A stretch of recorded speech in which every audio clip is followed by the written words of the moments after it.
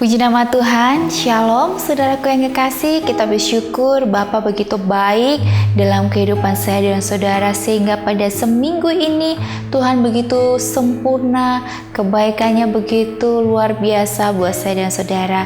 Mari saudara, kita mau siapkan hati kita mau memuji, kita mau memuliakan nama Tuhan. Apapun masalah, apapun persoalan yang saudara hadapi saat ini, kita mau datang kepada Tuhan, kita mau menyerahkan hidup kita memberikan yang terbaik buat Tuhan, sebab Dia terlebih dahulu memberikan yang terbaik untuk saya dan saudara. Terima kasih Tuhan, katakan dengan iman. Bila hati terasa berat, tak seorang pun mengerti bebanku. Ku tanya Yesus, apa yang harus ku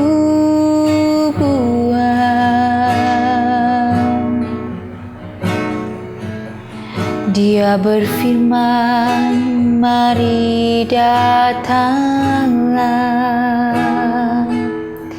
Dia selalu pedulikan aku. Ku datang Yesus, Dia pikul segala bebanku. Sujud di atasnya, ku bawa hidupku, ku terima anugerahnya. Dia ampuniku dan bebaskanku. Dia ubah hidupku, baharui hatiku. Sesuatu terjadi saat datang di atasnya.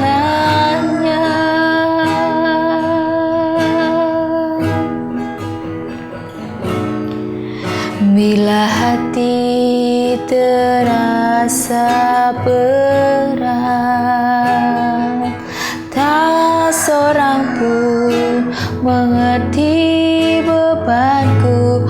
Ku tanya Yesus, apa yang harus ku buat? Dia berfirman, mari datanglah. Oh, Dia selalu pedulikan aku. Ku datang Yesus, Dia pikul segala bebanku. Sujud di atasnya, ku bawa hidupku, ku terima anugerahnya. Dia ampuniku dan bebaskanku. Oh, Dia ubah hidupku, baharui hatiku. Sesuatu terjadi datang di atasnya pemulihan terjadi, mujizat-Mu, mujizat terjadi, kemenangan terjadi saat datang di atasnya.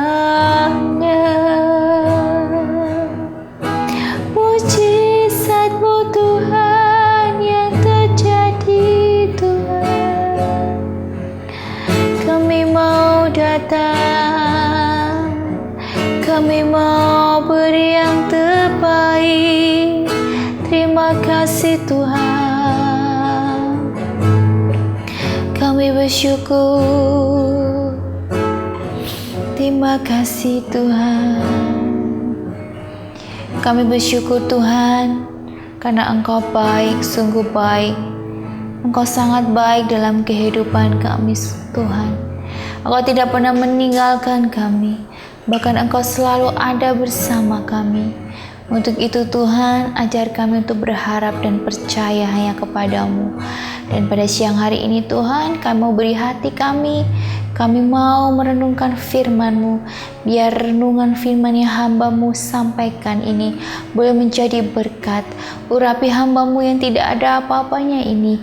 Pakailah hamba-Mu sesuai dengan firman-Mu dan sesuai dengan apa yang Engkau tuju dalam kehidupan hamba, untuk menjadi berkat bagi banyak orang. Apa yang hamba katakan, apa yang hamba pikirkan, itu semua untuk menyenangkan hati-Mu ya Bapa. Terima kasih Tuhan, kami bersyukur dalam nama Tuhan Yesus Kristus. Haleluya. Amin. Puji nama Tuhan. Shalom saudaraku yang kekasih. Kita bersyukur kita kembali lagi, saya dan saudara masih diberikan kesempatan untuk hidup, untuk memperbaiki, dan untuk selalu menyenangkan hati Tuhan. Hari-hari ini saudara dan saya mungkin merasa khawatir, merasa cemas karena keadaan di luar sana. Tapi kita mau berserah dan percaya kepada Tuhan bahwa Tuhan saja yang memberikan kepastian. Walaupun di luar sana tidak memberikan saya dan saudara kepastian, tetapi kita punya satu pribadi yang selalu memberikan kepastian, yaitu Tuhan Yesus Kristus. Dan pada hari ini kita akan sharingkan, akan menceritakan kebaikan Tuhan ya, karena hari ini saya tergerak sekali untuk men-sharingkan tentang keluarga yang diberkati dan menjadi berkat. Apakah saudara mau menjadi keluarga yang diberkati ya? Ketika menjadi keluarga yang diberkati, kita juga ingin ya, saya dan saudara ingin sekali untuk menjadi berkat bagi banyak orang. Nah, pada hari ini kita akan baca di Mazmur 37 ayat 25 sampai 35. Mazmur 37 ayat 25 sampai ke 35 yang berkata demikian. Dahulu aku muda, sekarang telah menjadi tua, tetapi tidak pernah kulihat orang benar ditinggalkan, atau anak cucu meminta-minta roti. Tiap hari ia menaruh belas kasihan dan memberi pinjaman, dan anak cucunya menjadi berkat. Amin. Dari pendahuluan ini, di sini Daud ya, penulis Mazmur 37, dia membandingkan keberhasilan orang fasik dengan orang yang benar yang takut akan Tuhan. Tanpa mengandalkan Tuhan, tanpa kita kalau hidup ya tidak mengandalkan Tuhan, bisa saja orang fasik juga mengumpulkan kekayaan dengan ketekunan ya, dengan kerajinan atau dengan kelicikan dan kejahatan. Orang-orang fasik itu menghunus pedang dan melentur busur mereka untuk merobohkan orang-orang sengsara dan orang-orang miskin, untuk membunuh orang-orang yang hidup jujur ya. Karena di Mazmur 37 ayat 14 mengatakan bahwa hidup orang fasik itu bisa saja sepertinya secara materi dia itu diberkati, namun tidak mungkin menjadi berkat ya secara rohani. Karena diri orang fasik itu sendiri pun akan berakhir dalam kebinasaan. Karena sedikit waktu lagi maka lenyaplah orang fasik. Sesungguhnya orang-orang fasik itu akan binasa. Tentunya kita ingin memiliki kehidupan rumah tangga atau keluarga yang diberkati dan pada gilirannya menjadi berkat. Agar keluarga diberkati dan menjadi berkat, bagaimana ya supaya keluarga kita dapat menjadi keluarga yang diberkati? Mari kita perhatikan tuntunan firman Tuhan yang terdapat di Mazmur 37 ayat 35 sampai 36. Yang pertama adalah ya, untuk menjadi keluarga yang diberkati dan menjadi berkat adalah milikilah kehidupan yang benar-benar, tetapi tidak pernah kulihat orang benar ditinggal ya. Milikilah menjadi orang yang benar. Bukan berarti orang yang tidak melakukan dosa, orang yang tidak melakukan kesalahan ya, tetapi di sini adalah orang yang benar ya. Didefinisikan sebagai orang yang bukan cuma orang yang tidak berbuat dosa ya, pasti kita manusia punya kesalahan ya, punya dosa. Tetapi sini orang benar adalah orang yang percaya kepada Tuhan Yesus Kristus dan dibenarkan oleh kuasa darahnya. Jadi orang yang sudah hidup di dalam Kristus ya. Orang benar itu dia tidak akan melenceng dari kebenaran firman Tuhan ya. Orang yang sudah tahu kebenaran ya, beda sama orang yang belum tahu kebenaran ya. Kalau orang yang belum tahu kebenaran ya, dia pasti hidup belum benar di hadapan Tuhan. Tetapi kasih karunia Tuhan, dia dibenarkan ya, maka dia akan hidup yaitu melakukan perintah Tuhan. Akhir-akhir ini saya melihat banyak orang yang sudah hidup dalam kebenaran firman Tuhan, tetapi hidupnya masih sama seperti dunia, saudara. Padahal dia sudah tahu ya, di dalam hidup bersama Tuhan itu tidak boleh melenceng dari perintah Tuhan. Tetapi akhirnya saya melihat banyak ya, ada orang yang sudah tahu kebenaran tetapi dia tidak melakukannya ya saudara. Tapi hidupnya masih sama seperti dunia ini. Apakah dia bisa disebut orang yang diberkati Tuhan? Ya, mungkin kita agak saudara, bingung ya. Apakah orang sudah tahu kebenaran, tetapi di sini dia tidak melakukannya ya saudara. Bahkan di sini firman Tuhan berkata bahwa sama seperti orang fasik ya saudara. Sebenarnya udah tahu kebenaran tetapi dia tidak melakukannya. Hidupnya sama seperti dunia ini ya saudara. Nah, untuk itu orang yang hidup benar itu adalah orang yang hidupnya sudah dipakai Tuhan ya, dan melakukan perintah Tuhan, saudara. Nah, di sini berkata bahwa kita harus hidup benar ya. Dan di sini juga mengatakan bahwa ya, firman Tuhan berkata di Mazmur ya, berkata bahwa orang benar adalah orang yang percaya kepada Tuhan Yesus Kristus dan dibenarkan oleh kuasa darahnya. Sebab kamu tahu bahwa kamu telah ditebus dari cara hidupmu ya, hidupmu yang sia-sia, yang kamu warisi dari nenek moyangmu itu, bukan dengan barang yang fana. Saudara, hidup saudara itu sudah ditebus ya. Kalau orang benar itu dia hidupnya sudah ditebus ya, dari barang yang fana ya. Untuk itu saudara, kalau sudah ditebus, sudah tahu kebenaran ya, apakah kita mau menjadi sama hidup seperti dunia ya? Pastinya tidak ya. Orang kalau sudah hidupnya dibenarkan, ditebus dengan barang yang fana ya, bukan dengan barang yang fana ya, ditebus dengan darah yang mahal, itu berarti saudara sudah hidup baru ya.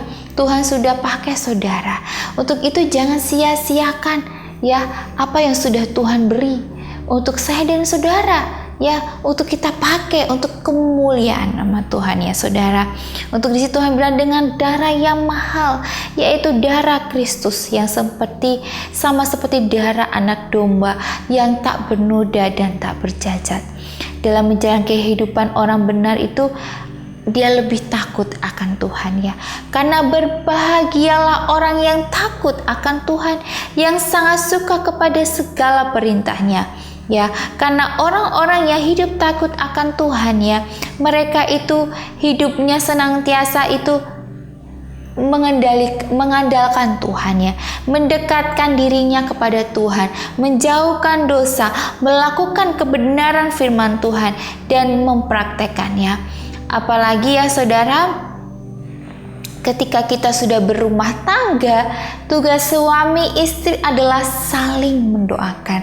Suami mendoakan istri, istri mendoakan suami, suami mendoakan anak.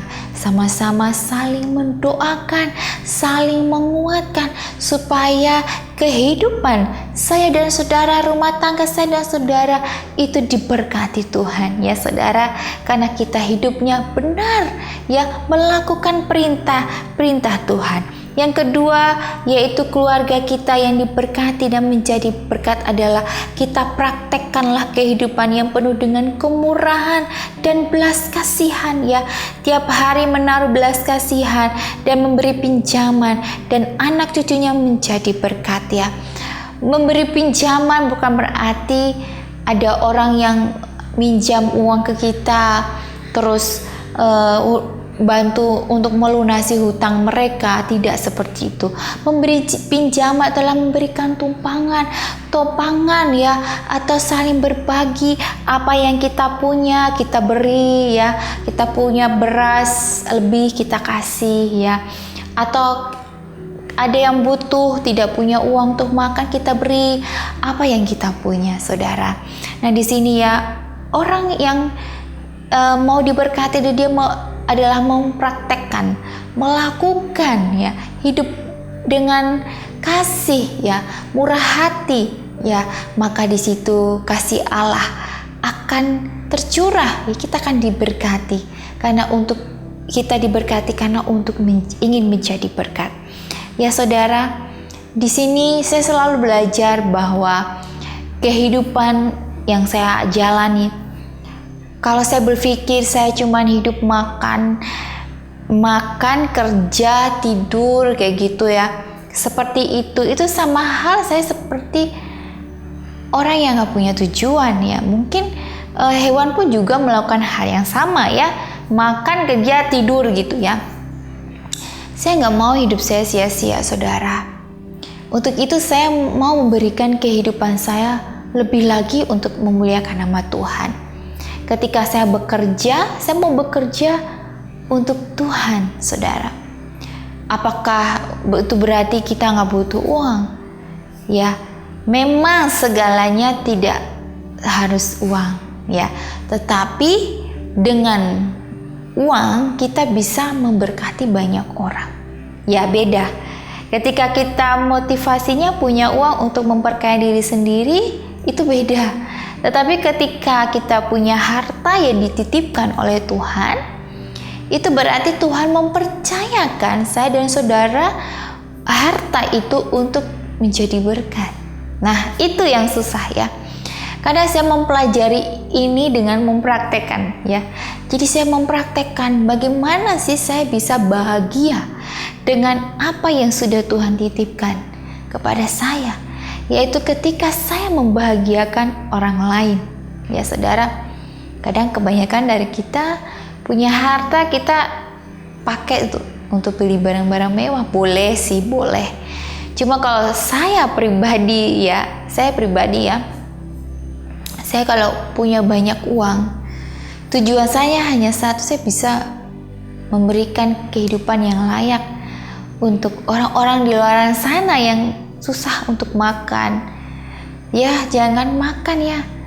Untuk berteduh aja nggak punya gitu ya saudara. Dan saya sangat tergerak sekali untuk yaitu tadi saya selalu minta kepada Tuhan, apa yang saya kerjakan, apa yang saya lakukan, Tuhan saya mau diberkati berkelimpahan supaya bisa memberkati orang lain. Mungkin tujuan visi misi saya dan saudara berbeda. Tetapi saya mau ingatkan saudara, kita harus mengerti bahwa apa yang Tuhan kita lahir di dunia ini, Tuhan tuh sudah tetapkan bahwa kita harus punya tujuan. Kita harus punya tujuan kita di dunia ini. Hidup itu bukan semata untuk diri kita, tetapi kita juga untuk berbagi kepada orang. Dan kunci kebahagiaan itu sebenarnya ada di samping kita dan kita sendiri yang buat. Yaitu adalah ketika kita bisa membahagiakan orang lain. Ya saudara, bagaimana caranya saudara?